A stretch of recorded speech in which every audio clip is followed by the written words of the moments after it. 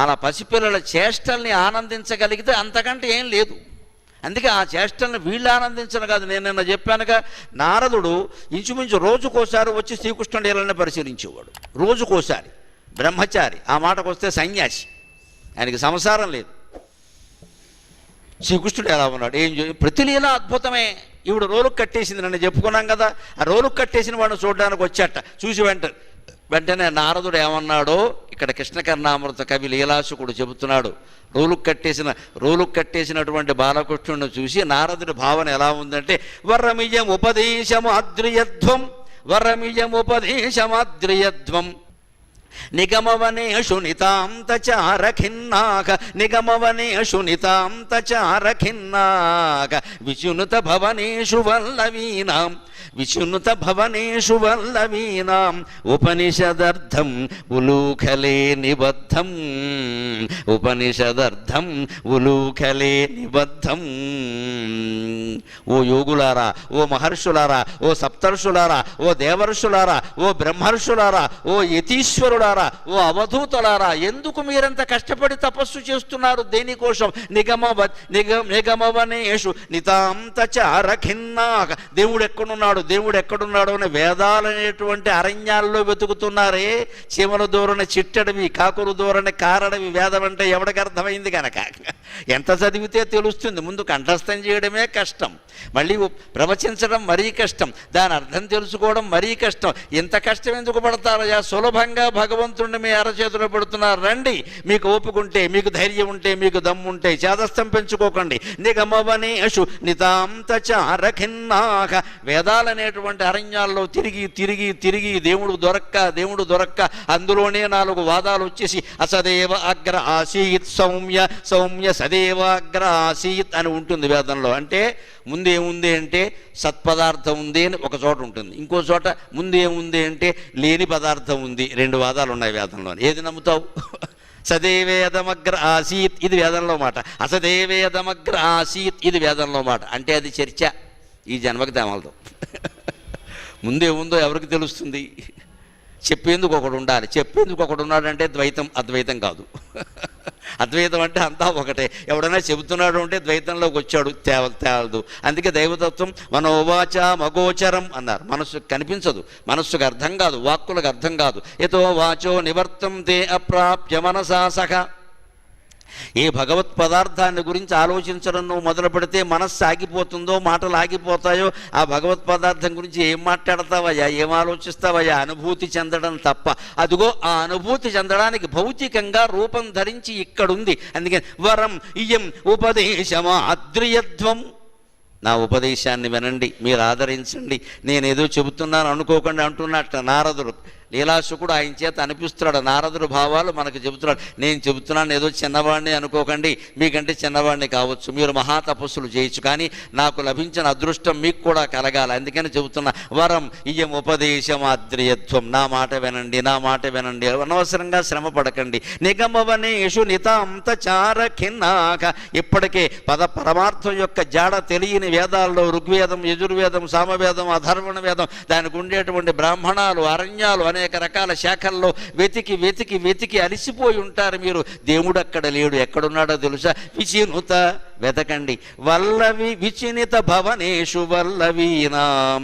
ఈ గోప స్త్రీల ఇళ్లల్లో వెతకండి, దేవుడు దొరుకుతాడు. విచినుత భవనేషు వల్లవీనాం. ఈ గోపకుల స్త్రీల ఇళ్లల్లో వెతకండి. అది కూడా ఎక్కడో తెలుసా? మీకు మళ్ళీ దొరకడు. ఆయన్ని బంధించింది వాళ్ళమ్మ, బంధించినప్పుడు దొరుకుతాడు. ఉపనిషదర్థం.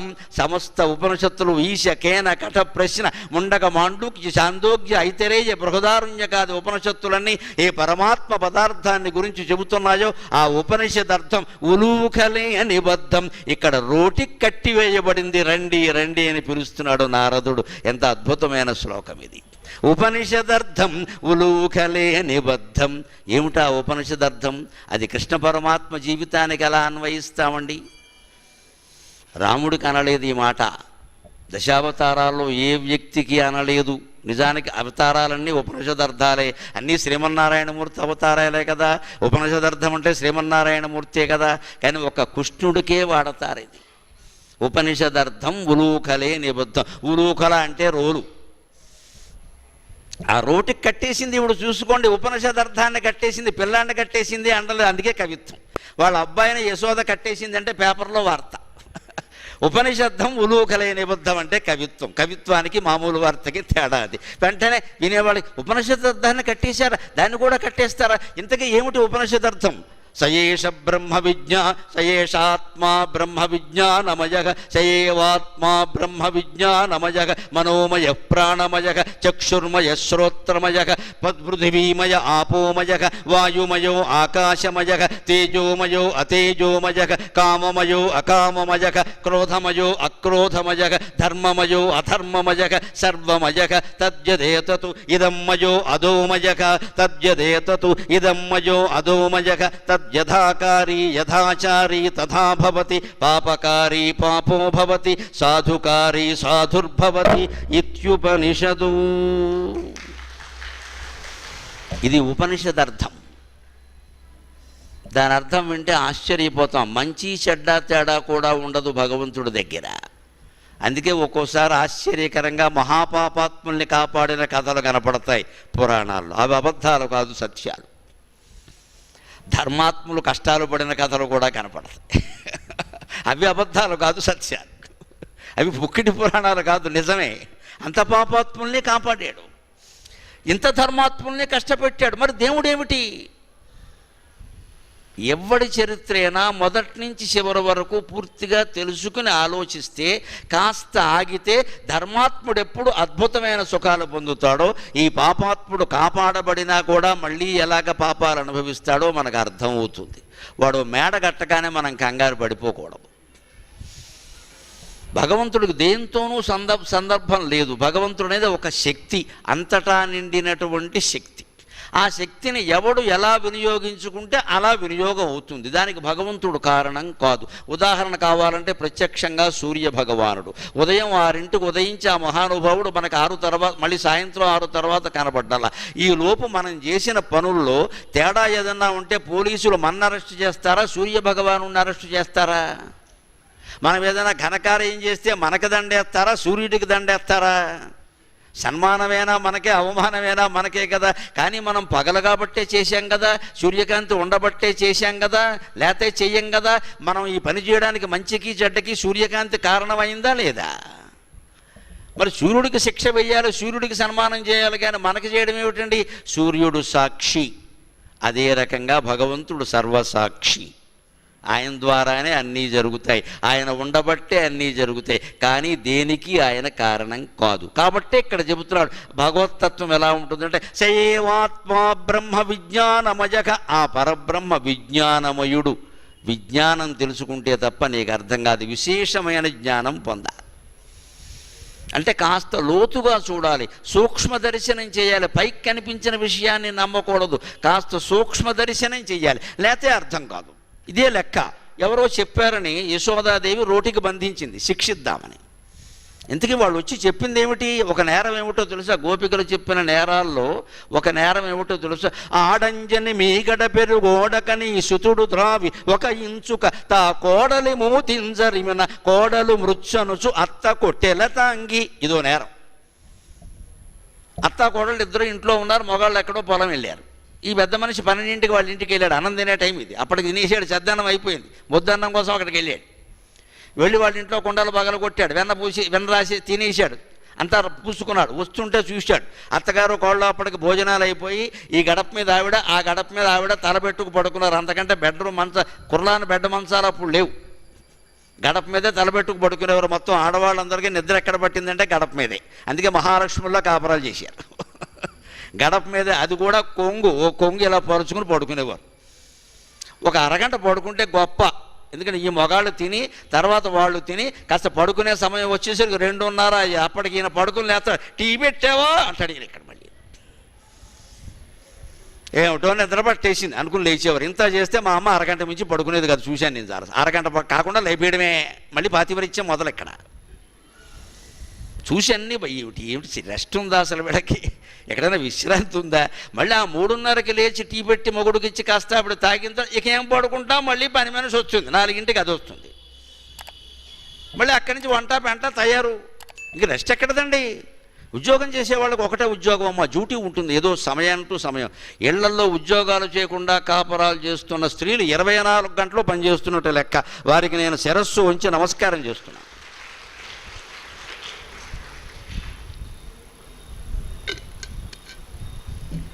ఆఫీస్ పనికి ఒక సమయం ఉంటుంది, వంటింటి పనికి సమయం ఉండదండి.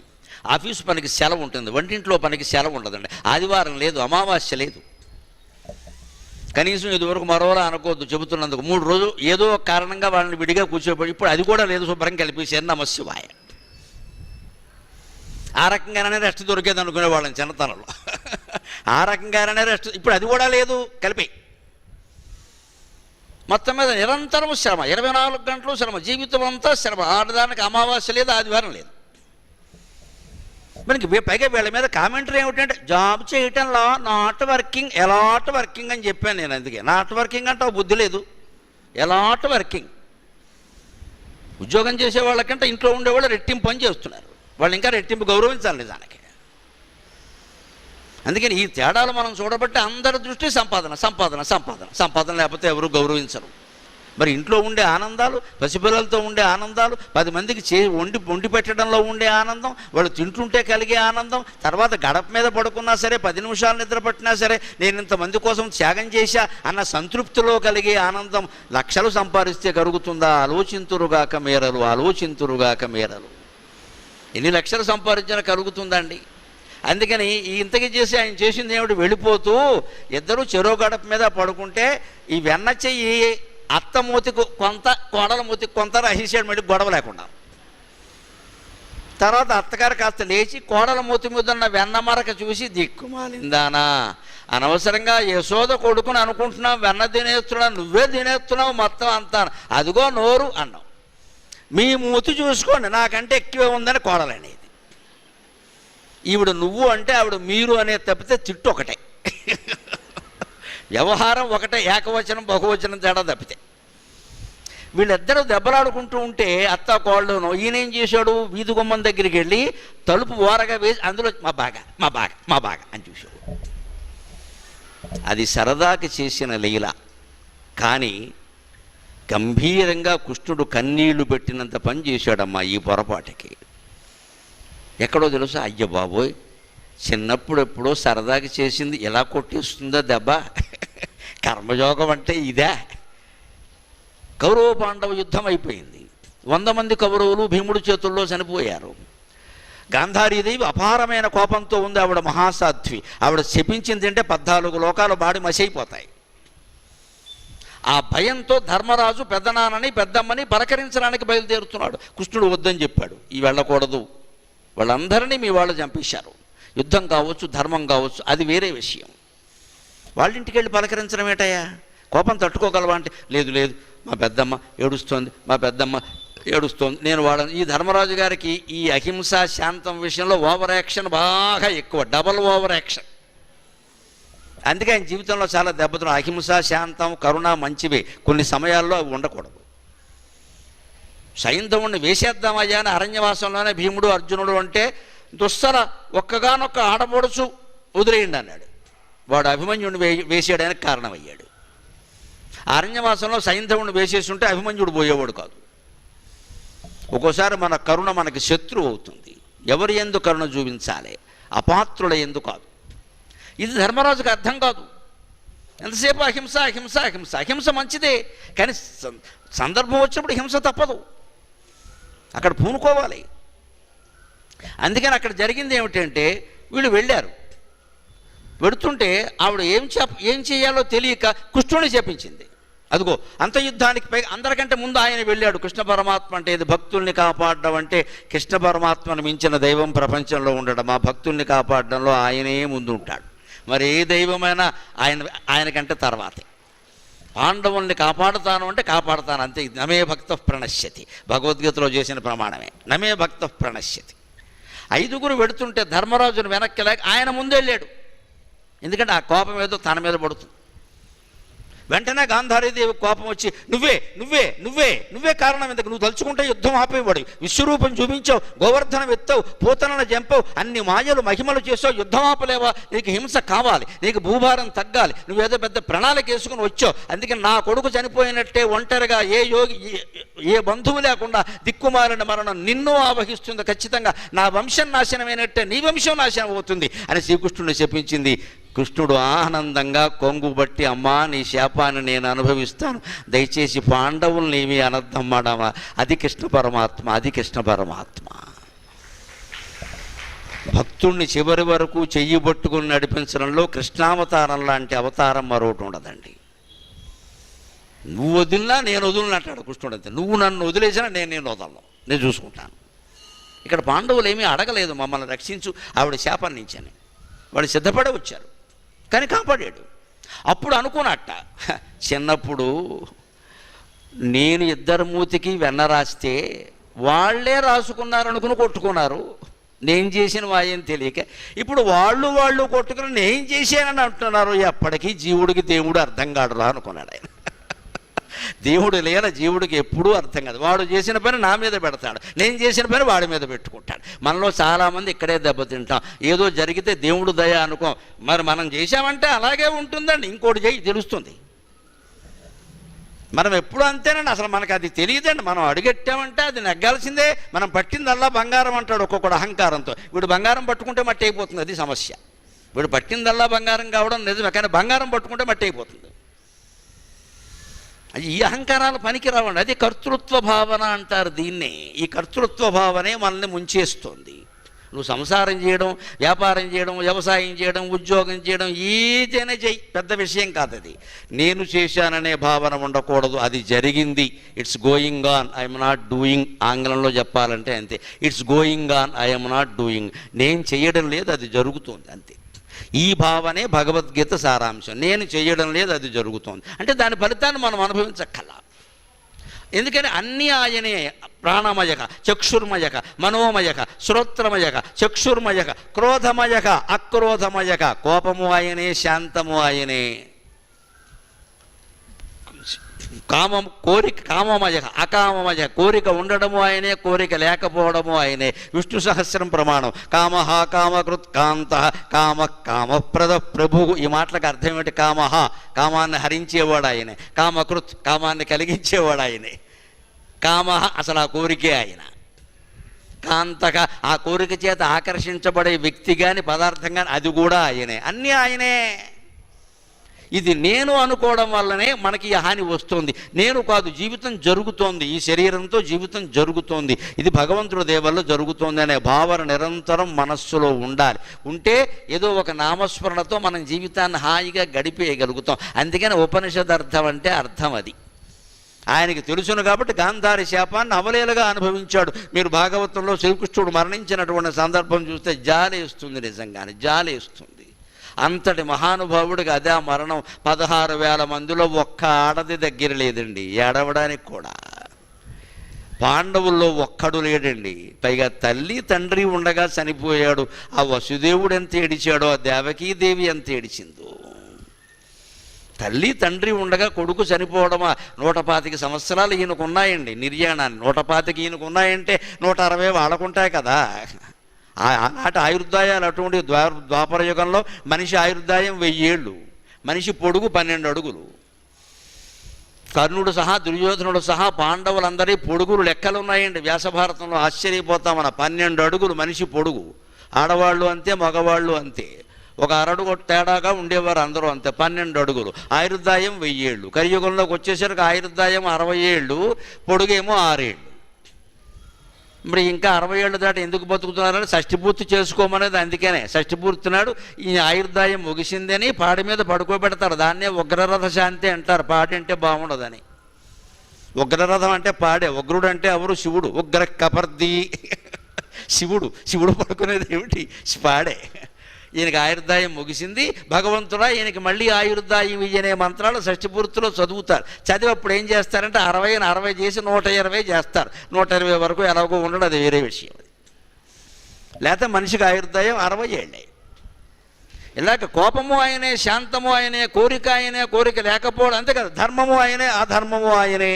దానికి ఉదాహరణ కృష్ణరాయబారం అయిపోయాక శ్రీకృష్ణుడికే ఆశ్చర్యమైంది దుర్యోధనుడి యొక్క మొండి పట్టు. ఆయన ఆశ్చర్యపోయాడు, ఏమిటిది, మూర్ఖుడా, ఇంత మూర్ఖుడు ఎక్కడైనా ఉంటాడా అని. సభలో ఆయన ఏదో అన్నాడు, ఈయన ఇవ్వనన్నాడు, అవన్నీ 5 ఊళ్ళు అడిగినా అయిపోయాక బయటకు వచ్చాక దుర్యోధనుడు శ్రీకృష్ణుడిని విందుకు పిలిచాడు. బావా అవన్నీ వ్యవహారాలు పక్కన పెట్టు అంటే, దుర్యోధనుడు అంటే డొనాల్డ్ ట్రంప్, ఓ పక్కేమో $30 కోట్ల సాయం చేస్తాడు, ఇంకో పక్కేమో నాకు నోబెల్ శాంతి బహుమతి కావాలంటాడు, వాడే బాంబులు వేయిస్తాడు. ఇరాన్ మీద బాంబులు వేయించేది వాడే, $30 కోట్ల సాయం చేసేది వాడే. ఇదంతా ఎందుకు, నోబెల్ శాంతి బహుమతి వీడికి శాంతి బహుమతి వస్తే శాంతి బహుమతి రద్దు చేయడం మంచిది. అలాగే ఉంటుంది. దుర్యోధనుడు అంటే డొనాల్డ్ ట్రంప్, మళ్ళీ వాడు పుట్టాడు. మనం పొరపాటు పడకూడదండి. జై విజయులు 3 అవతారాలు కాదండి, 4వ అవతారం ఉందండి. మొదటిది హిరణ్యకశిప హిరణ్యాక్షులు, రెండోది రావణ కుంభకర్ణులు, మూడోది శిశుపాల దంతభక్తులు, 4వది డొనాల్డ్ ట్రంప్, ఎలాన్ మస్క్. డబ్బుతో వాడు, అధికారంతో వీడు ప్రపంచాన్ని ముంచేస్తారమ్మా, అనుమానమేలా. ఎక్కడైనా వాళ్ళంతా వాళ్ళు భారత్ పాకిస్తాన్ వాళ్ళు సంధి చేసుకుంటే నేనే చేశాను, నీ బొంద చేసావు ఇక్కడ, నువ్వు చెబితే వినే రకమా నరేంద్ర మోడీ. ఎదవ మాటలు చివరికి ఒప్పుకున్నాడు కదా నేను చేయలేదని. అన్నీ అబద్ధాలే. దుర్యోధనుడు అంతే. అందుకే ఏమిటి అంత మూర్ఖంగా ఉన్నప్పుడు కృష్ణుడు బయటకు వచ్చాక విందుకు పిలిచాట. నేను విందుకు రానని చెప్పాడు. ఏమో విందులో ఏమైనా కలిపితే అని, బాబా నన్ను విందుకు పిలిచావు కాబట్టి చనువుగా అడుగుతున్నావు, నీవేనా అమాయకుడువా, ఎలా గెలుస్తావయ్యా, భీష్మద్రోణులు ఎవరూ నేను సమర్థించట్లేదు కదా, పోనీ ధర్మరాజు ఏమైనా అర్ధరాజ్యం కూడా కాదు కదా, 5 ఊళ్ళు అడిగాడు కదా, ఏవో 5 ఊళ్ళు పారాయిచ్చు కదా, ఎందుకంత చిచ్చు తెచ్చిపెడుతున్నావంటే దుర్యోధనుడు గొప్ప జ్ఞానిలా మాట్లాడాడు. నా హృదయంలో ఉన్న ఈశ్వరుడు నన్ను ఎలా ప్రేరేపిస్తున్నాడో అలా చేస్తున్నాను బావా, నన్ను మన్నించు అన్నాడు. అది దుర్యోధనుడు యొక్క జ్ఞానం. ఇప్పుడు ఎవరు కర్త అండి, ఎవరు తప్పు, ఎవరు విలన్, ఎవరు హీరో? అందరూ హీరోలే, అందరూ విలన్లే. అందుకే ధర్మమయో అధర్మమయగా పరబ్రహ్మ పదార్థం కృష్ణుల్లోనూ ఉంది, దుర్యోధనుల్లోనూ ఉంది. దాన్ని వాడు అలా వినియోగించుకున్నాడు, ఈయన ఎలా వినియోగించుకున్నాడు. ధర్మరాజు మాత్రం ఏమైనా సక్రమంగా వినియోగించుకుని అన్ని ధర్మాలు మరి పేకవిడాడమన్నాడండి. పేక ప్రపంచంలో బోళ్ళంతమంది ఆడారు. కోడిపందాలు తీవ్రంగా ఆడేవాళ్ళు కూడా ఎవడో పెళ్ళాన్ని పెట్టలేదు. మరి వీళ్ళందరికంటే దుర్మార్గుడు ధర్మరాజు, పెళ్ళాన్ని పెట్టాడు. ఎవడిచ్చాడు ఆయనకి అధికారం? పెళ్ళాన్ని పెడతావు పేకట్లో, ఆవేశం, ఒళ్ళు తెలియని ఆవేశం. అక్కడ ధర్మం ఉండదు ధర్మరాజు గారికి. పేకాట ఆడేటప్పుడు ధర్మం ఉండదు, పెళ్ళాన్ని పెట్టేటప్పుడు ధర్మం ఉండదు. కానీ ఆ ఓడిపోయినటువంటి నియమాలు పాటించడంలో ధర్మం వచ్చేస్తుంది. ఏమనాలి దీన్ని? ఓవర్ యాక్షన్ అంటారు. అసలు నువ్వు తప్పు చేసేటప్పుడు జాగ్రత్త పడకుండా దాని ఫలితం వచ్చేసరికి ఇంకా అనుభవిస్తా, నీతో పాటు వాళ్ళు అనుభవించారు. ఇప్పుడు తోడబుట్టిన పాపానికి, కట్టుకున్న పాపానికి. అంచేత అహింస, కరుణ, ఉదారవాదానికి ఒక పరిమితి ఉంటుందండి. ఎప్పుడైనా సరే ఉండవలసిన చోట కఠినంగా ఉండకపోయినా ఖచ్చితంగానైనా ఉండాలి. అదే మానవ జీవితం అంటే లెక్క. నువ్వు కఠినంగా మాట్లాడదు, ఖచ్చితంగా చెప్పు, నాకు ఇది కుదరదు, నేను చేయను. ఇంట్లోనైనా సరే బయట నాకు కుదరదంటే నేను చేయనండి, చేసుకుంటారు చచ్చినట్టు. వారేమనుకుంటారో వీరేమనుకుంటారో. జీవితం ఈవేళ ఆధునిక కాలంలో 2025 లాంటి సంవత్సరాల్లో సవ్యంగా సాగాలి అంటే ఒక్కటే మాట అండి, నేను జీవితానుభవంతో చెబుతున్నా. ఎస్ అనడం కంటే నో అనడమే చాలా ముఖ్యమండి. చాలా విషయాలకి నో అనడం బాగా నేర్చుకోవాలి. నేను చేయను, నా వల్ల కాదు, నన్ను ఇబ్బంది పెట్టద్దు. ముఖ్యంగా మహిళలమ్మ మొహమాటాలు మీకు చాలా ఎక్కువ. ఉదారవాదం, లలితాదేవి అవతారాలు కదా, బాగా ఇచ్చేస్తారు. ఎవరిని అడిగితే వాళ్ళకి డబ్బులు ఇచ్చేస్తారు, సాయం చేసేస్తారు. వాళ్ళ ఇంట్లో అప్పడాలు వడియాలు మీరు పెట్టేస్తారు, మీ ఇంటికి మాత్రం వాళ్ళు రారు. ఈ ఉదారవాదం పనికిరాదండి. ఏది చెయ్యగలమో అదే చెయ్యాలి. మన ఆరోగ్యం పాడైపోయి ఒళ్ళంతా హోణం అయిపోయాక ఎవడూ రాడండి మన పలకరించడానికి. ఎక్కడ మనం చేయగలిగినవే చెయ్యాలి, లేనిది చేయలేని చెప్పాలి. 10 మంది చుట్టాలు ఇంటికి వచ్చారంటే క్యాటరింగ్ వెంటనే ఏమనుకోకుండా అబ్బాయి నాకు ఓపిక లేదు అంతే. అందరికీ ఒత్తేసి చేసామనుకో, కొడుకులు కోడళ్ళు అందరూ వెళ్ళిపోతారు. తర్వాత సావాల మొగుడు వెళ్ళం. ఇక్కడ ఒకడికాళ్ళు ఒకడు పిసుక్కుంటాను. శుభ్రంగా 4 ఇంటికి వచ్చారు అంటే ఏం మొహమాటం లేదురా, నా వయసు 70, మీ నాన్న వయసు 75, మాట్లాడకండి క్యాటరింగ్ అని చెప్తే పంపించేస్తారు. గొడవలేదు. తింటారు, అందరూ కలిసి తింటారు. ఏమైంది? కొంపలు అంటుకున్నాయి. ఇవాళ మనకు కావాల్సిన క్యాటరింగ్లు అనేవి దొరుకుతున్నాయి ఇక్కడ. అప్పుడు ఉపయోగించుకోవాలి, రోజు కాదు ఇక్కడ, రోజు కాదు ఆరోగ్యాలు పాడయ్యేలాగా. అవసరమైనప్పుడు ఉపయోగించుకోవాలి. చాకిరీ అంటే ఎక్కడ? ఈ తత్వంతో మనం బతకాలి అంటే శ్రీకృష్ణుడు జీవితాన్ని అర్థం చేసుకోవాలి. అదే ఉపనిషద్ అర్థం. ఆయన చెప్పే చోట ఖచ్చితంగానే చెప్పాడు, చేసే పని ఖచ్చితంగానే చేశాడు. రాయబారం విఫలమవుతుందని తెలుసు, కర్ణరాయబారం మరీ విఫలమవుతుందని తెలుసు, అయినా 2 పనులు చేశాడు. శ్రీకృష్ణ లీలలు ఆశ్చర్యకరంగా ఉంటాయి. భగవద్గీత అర్జునుడికి ఎందుకు బోధించాడండి? మమకారం వదిలి యుద్ధం చేయమన్నాడు. కర్ణుడి దగ్గర చెప్పిన మాట ఏమిటండి? మమకారం కోసం యుద్ధం మానేయమన్నాడు. అయ్యో బాబోయ్, శ్రీకృష్ణుడు అర్థం కావడం ఎవరికీ సాధ్యం కాదు. వ్యాసుడికి ఏమైనా అర్థమయ్యాడేమో, నాకైతే అర్థం కాల. నాకు ఎప్పటికీ తేలదు భగవద్గీత ఎందుకు చెప్పావు. ఆయన్నేమో మమకారం మానేసి యుద్ధం చేయమంటావా? కర్ణుడి దగ్గరికి వెళ్ళి మీ అమ్మ 10 నెలల ప్రాయంబున నిన్ను కన్న తల్లి కుంతని పద్యాలు పడతావా? కన్య ప్రాయమునందు భాస్కరుని గరుణ 10 నెలల మోసి నిన్ను గన్న పడతి గుంతి నీవు రాధేయుడవు కావు నిశ్చయముగా. ఇప్పుడు ఈ బాంబు వాడి దగ్గర పేల్చాలా అర్జెంటుగా? ఇది మమకారం బాంబు కాదా ఇది? మరి వాడు యుద్ధానికి సిద్ధపడుతుంటే వాడిని మమకారం చూపించమంటావా? మమకారం చూసి మమకారం కోసం భీష్ముడిని చంపలేను, ద్రోణుని చంపలే, మొత్తం వేసేయంటావా? ఇదే కృష్ణ లీల. అందుకే కృష్ణుడివి లీలలు.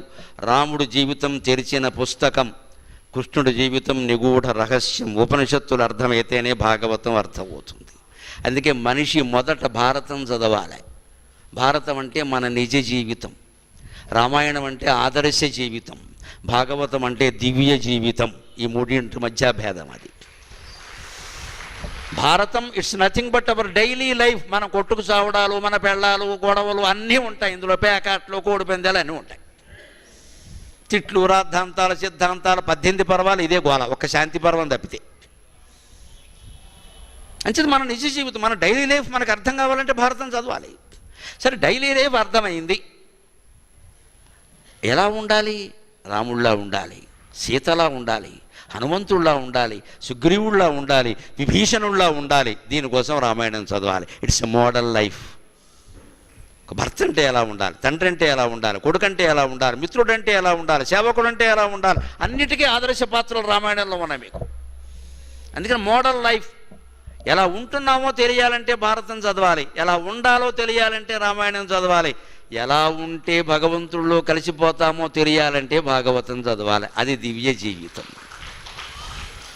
అంతిమంగా ఎలా ఉంటున్నాం, ఎలా ఉండాలి కాదు, ఎలా ఉన్నా పోతాం, పోయాక ఏమవుతాం? భగవంతుడిలో కలవ డివైన్ లైఫ్.